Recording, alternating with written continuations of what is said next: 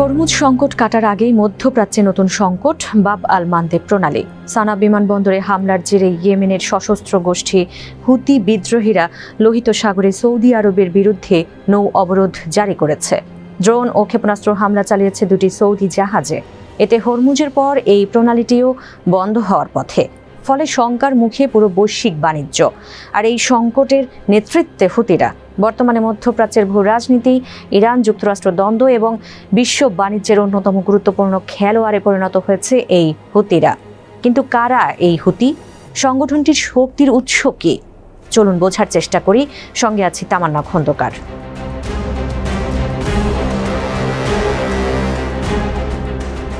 হুতিদের আনুষ্ঠানিক নাম আনসার আল্লাহ, যার অর্থ আল্লাহর সমর্থক। 1990-এর দশকে ইয়েমেনের উত্তরাঞ্চলে শিয়া ইসলামের জায়েদি সম্প্রদায়ের অধিকার রক্ষার আন্দোলন হিসেবে সংগঠনটির যাত্রা শুরু, যার প্রতিষ্ঠাতা ছিলেন হুসেইন আল হুতি।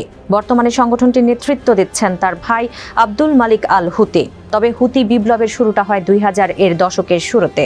সে সময় ইয়েমেনের কেন্দ্রীয় সরকারের লাগামহীন দুর্নীতি, বৈষম্য ও নীতির বিরুদ্ধে ক্ষুব্ধ জায়েদি জনগোষ্ঠীর সমর্থন পেতে শুরু করে হুতিরা। 2011 সালের আরব বসন্তের পর ইয়েমেনের রাজনৈতিক সংকট তৈরি হলে সেই সুযোগ কাজে লাগায় হুতিরা। প্রথমে উত্তরাঞ্চলের সাদা প্রদেশ এবং পরে 2014 সালে রাজধানী সানা দখলে নেয়। হুতিদের তোপের মুখে দেশ ছেড়ে পালাতে বাধ্য হয় পশ্চিমা সমর্থিত প্রেসিডেন্ট আবদ রাব্বু মানসুর হাদি।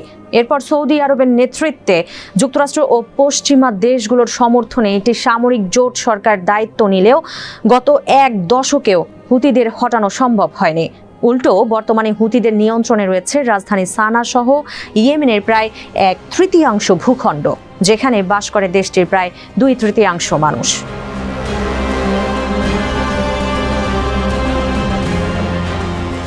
হুতিরা নিজেদের ইরানি নেতৃত্বাধীন এক্সিস অফ রেজিস্ট্যান্স বা প্রতিরোধ জোটের অংশ বলে ঘোষণা করেছে, যেখানে রয়েছে হামাস, হিজবুল্লাহ সহ আরও কয়েকটি গোষ্ঠী। এর মধ্যে যুক্তরাষ্ট্র, সৌদি আরব ও পশ্চিমা দেশগুলোর অভিযোগ, ইরান দীর্ঘদিন ধরে হুতিদের অস্ত্র, অর্থ, ড্রোন, ক্ষেপণাস্ত্র, গোয়েন্দা তথ্য ও সামরিক প্রশিক্ষণ দিয়ে আসছে।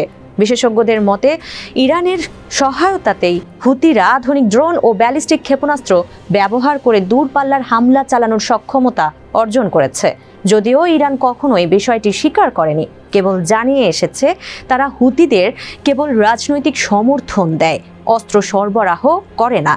অন্যদিকে হুতিরাও ইরানের সামরিক সহায়তাকে অস্বীকার করে এসেছে। আর বিশ্লেষকদের ভাষ্য, হুতিরা ইরানের ঘনিষ্ঠ মিত্র হলেও তারা পুরোপুরি তেহরানের নির্দেশে পরিচালিত হয় না, বরং নিজেদের কৌশলগত সিদ্ধান্ত নিজেরাই নেয়।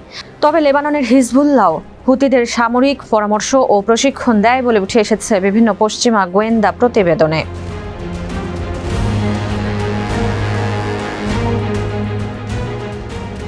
হুতিদের শক্তির জায়গা মূলত লোহিত সাগরের প্রবেশ মুখে অবস্থিত বাব আল মানদেব প্রণালী, যেটি কিনা ভারত মহাসাগরকে সুয়েজ খালের সঙ্গে যুক্ত করেছে। এই প্রণালীটি এশিয়া, ইউরোপ ও উত্তর আমেরিকার মধ্যে তেল, গ্যাস ও অন্যান্য পণ্য পরিবহনের জন্য বিশ্বের অন্যতম গুরুত্বপূর্ণ চেক পয়েন্ট হিসেবে কাজ করে, যার নিয়ন্ত্রণ কার্যত হুতিদের হাতে। নিজেদের হাতে থাকা শক্তিশালী ক্ষেপণাস্ত্র ও ড্রোন দিয়ে প্রণালীটি নিয়ন্ত্রণ করে হুতিরা। এক্ষেত্রে হুতিদের এগিয়ে রেখেছে তাদের নেতৃত্ব ও কমান্ড কাঠামো। বর্তমানে প্রায় 2 লাখের বেশি হুতি যোদ্ধা রয়েছে, যাদের রয়েছে দীর্ঘ যুদ্ধের অভিজ্ঞতা।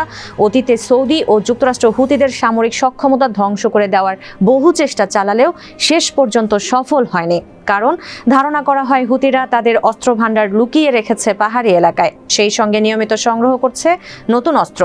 অনেক বিশেষজ্ঞর মতে বর্তমানে মধ্যপ্রাচ্যের সবচেয়ে শক্তিশালী অরাষ্ট্রীয় সশস্ত্র গোষ্ঠীগুলোর একটি এই হুতিরা, যারা চাইলেই বাব আল মানদেব প্রণালী বন্ধ করে বৈশ্বিক বাণিজ্যকে জিম্মি করতে পারে। আর এই কারণেই ইয়েমেনের একটি বিদ্রোহী গোষ্ঠী হয়েও হুতিরা এখন মধ্যপ্রাচ্যের সংঘাত এবং বৈশ্বিক অর্থনীতির অন্যতম গুরুত্বপূর্ণ আলোচনার কেন্দ্রে।